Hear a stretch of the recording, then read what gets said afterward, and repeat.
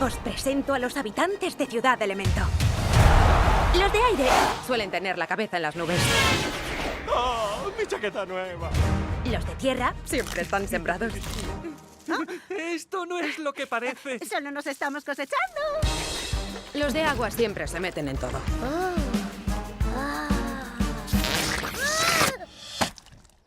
Ayuda. ¿Y los de fuego? ¡Su pedido! Vamos a toda mecha. Esta tienda es el sueño de nuestra familia. Algún día será toda tuya. Pero todos nos guiamos por una sencilla regla. Los elementos no pueden mezclarse. ¿Pero qué? La tubería me ha hecho perder la forma. Hola.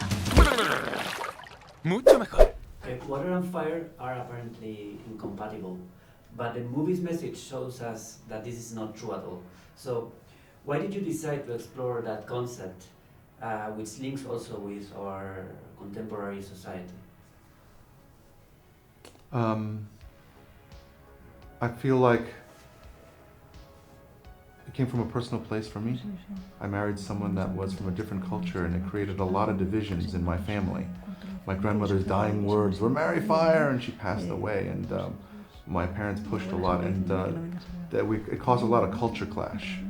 What does that really mean, right? What is culture clash? Meaning that there were ideas of each other that were very different, and but ultimately, empathy and love changed their minds. My parents and my family were very not happy with me marrying someone else, but then they got to know her, they got to know us together, and they fell in love with her. You know, I feel like that is a microcosm of the world today. I feel like the world can be divided. The world can't see everything, and if a little bit of empathy and open heart can make small little bridges that I think can be really beautiful. How do you feel about coming back to theaters with a Disney PIXAR film? Oh, I mean, we're thrilled. I mean, all of our movies, even the ones that were released on Disney Plus, we create them for the theatrical experience. And I think this one is particularly special in that it feels kind of immersive. There's just texture and there's so much to look at. But, we love going to the movies. We love, connecting with an audience ourselves, hearing people laughing, crying. It's such a great joy. And so we're very, very happy that we were worried. You didn't know what the world was going to turn out to be. So it's really great to be in the theaters. Okay, about the themes of the movie. Family expectations and immigrations are indeed some of the core plot elements you're exploring in this movie. So can you tell us a little bit more about that? How do you integrate that elements into the movie? Yeah, I think it all connected to identity. That was the main sort of spine to this whole movie, about belonging and trying to fit into a world. Those expectations definitely formed an identity for her. The expectation said, "Oh, I need to be a good daughter." That's her identity in the beginning. The burden of all that.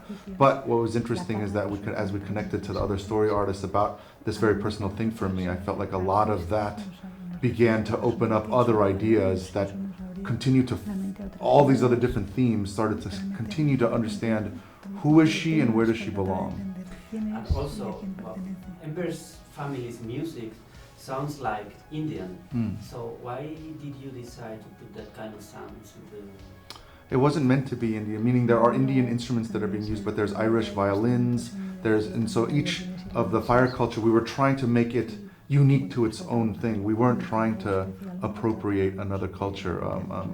I'm sorry that you felt that it was all Indian. It wasn't really, it was meant to feel like a mix of different cultures. It sounds to me like that, but... Oh, yeah. No, I don't, I just mean like our intent was to create something that was unique to fire, and but that was the intent. And why fire and water are not other elements? When I first started drawing fire and water, it had the most tension. Fire and earth, there was tension, but only to earth, nothing to fire. So meaning it had the most complicated, most tension-filled relationship. That reminded me of my relationship with my wife. The world building is truly amazing. So could you explain a little bit how did you choose this artistic style and how did you build the world on this big city? I mean, so much of it came from Pete's initial like doodles and drawings, and he did a lot of exploration himself. We brought on Don Shank, who very early on, who ultimately became our production designer, and he did some exploration, just like where would they live, what types of houses, what kinds of chairs would they sit in. But then ultimately, you know, you start designing the world around the main character. It's all about Ember, and you know, what do we need the world to do to support her journey? And so it's a combination of things, you know, and just a lot of really talented, smart people adding their input to create the world. Well, the story is very much centered in Ember and Wade. Why did you decide to choose those specific characters? Ember and Wade started off in a funny way because when I first drew them, it was just a little campfire. It didn't look anything like the movie at all. And I just started listing things that we know about fire: passion, temper, you know, luminosity, all of this, everything, that creative spark, anything that connected to fire, I just wrote down. Same thing with water: transparent, go with the flow, reflective. All of that became just the primitive version, and then from there, it was our starting point as we started layering in class. You know, the immigration, culture, her identity as an artist, like all of that started to form on top of those bases. Also, the wisteria flower, it's also a core theme in the movie. Yes. So, what symbolizes this flower for Ember? It is her. It's who she is, and the different pieces of her, you know, that she's beginning to understand in terms of it's growing in terms of the light and the art, and then it's very much my upbringing of, am I American or am I Korean? And I identify as a Korean American now, and that Vivisteria is for her identity.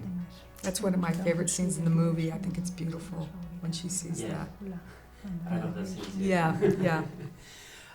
Last question. I think I read that part of the world is created with procedural techniques. Yes, right? yes, that's right.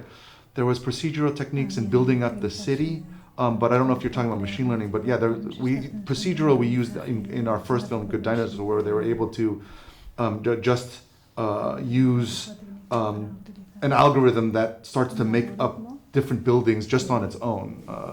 But then there was new technology for the fire and all of that kind of a thing. Okay, thank you very much. Thank you. Thank you. Thank you. Thank you very much.